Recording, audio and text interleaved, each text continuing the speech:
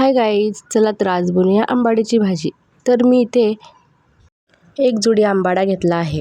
त्याला साफ करून 2 मिनिटे गरम पाण्यात शिजवून घेतले आहे. मग त्यातले पाणी काढून भाजी पिळून घेतली आहे. त्यामध्ये घालण्यासाठी मी इथे बारीक ज्वारी करून घेतली आहे.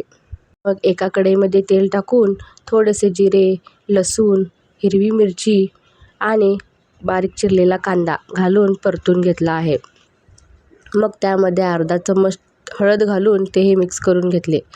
मग नंतर आपण भाजीतलं सर्व पाणी काढून ती भाजी घालून घेणार आहोत. मग त्यानंतर बारीक केलेला ज्वारीचा कूट त्यामध्ये घालून मिक्स करून घेतले आहे. त्यानंतर त्यामध्ये 2 चमचा शेंगदाण्याचा कूट घातला आहे आणि थोडंसं पाणी घालून छान असं भाजीला शिजवून घ्यायचं. त्यानंतर त्यामध्ये चवीपुरतं मीठ घालून तयार आहे आपली आंबाड्याची भाजी. Bye bye.